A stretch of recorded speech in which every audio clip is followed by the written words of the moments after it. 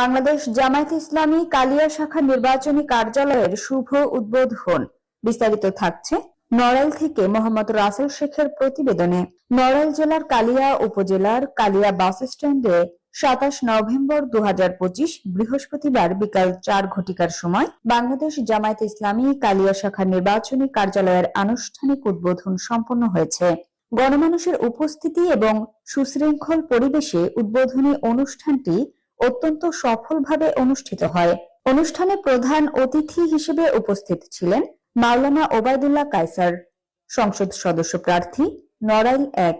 আইন শৃঙ্খলায় নিয়োজিত বিভিন্ন গোয়েন্দা সংস্থার সদস্য ভাইরা সবাইকে আজকের প্রোগ্রামের পক্ষ থেকে মোবারকবাদ এবং ধন্যবাদ জানিয়ে সংক্ষিপ্ত পরিসরে কয়েকটি কথা আপনাদের সামনে বলার জন্য চেষ্টা করছি। সম্মানিত ভাইরা, বাংলাদেশ জামায়াত ইসলামী আজকের হাঁটুয়াটি পা পা করে দীর্ঘ জুলুম নির্যাতনের পথ অতিক্রম করে আজকে আমরা এখানে সমবেত হয়েছি। আজকের এখানে আসার ক্ষেত্রে অগণিত ভাইরা শাহাদত বরণ করেছেন, অগণিত দায়িত্বশীলদেরকে আমাদের হারাতে হয়েছে, যাদেরকে ফাঁসি দেওয়া হয়েছে।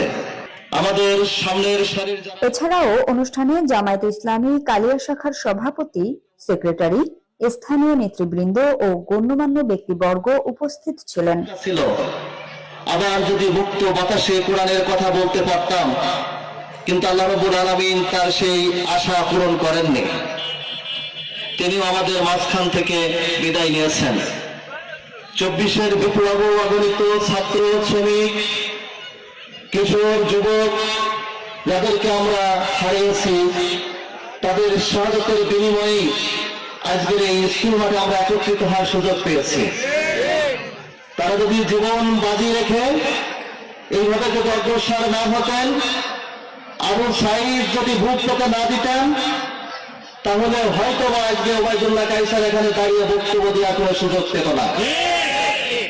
কাজেই এখানে দাঁড়িয়ে ওই মহান রবের কাছে তাদের জন্য দোয়া করছি, হে রব্বুল আলামিন, যারা আজকে আমাদের এই ময়দানে একামতের দ্বীনের কথা বলার জন্য, এই পরিবেশ আনয়ন করার জন্য।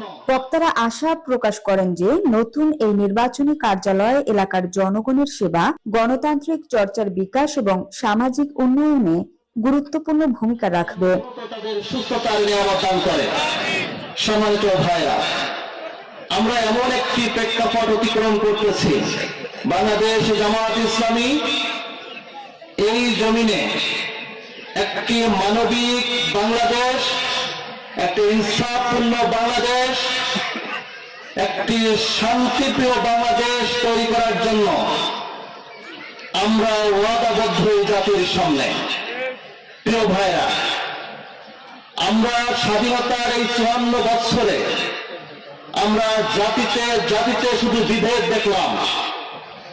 আমাদেরকে বলা হয়, শেষে সবার মঙ্গল কামনায় দোয়া করা হয়, আল্লাহ যেন আমাদের সকলকে ন্যায়, শান্তি ও কল্যাণের পথে পরিচালিত করেন। বাংলাদেশে জন্ম নিয়ে আল্লাহ রাব্বুল আলামিন আমাদেরকে বাংলাদেশে পাঠিয়েছেন, কিন্তু আমরা বাংলাদেশপন্থী হতে পারলাম না। কাজেই ৫৪ বছর জাতিদেরকে যে বিভেদ তৈরি করা হয়েছে, আমরা ওই বিভেদের রাজনীতি বন্ধ করে দিয়ে আমরা বলতে চাই, বাংলাদেশে কোনো পাকিস্তানপন্থী, বাংলাদেশে কোনো ভারতপন্থী বলে কোনো লোক নেই।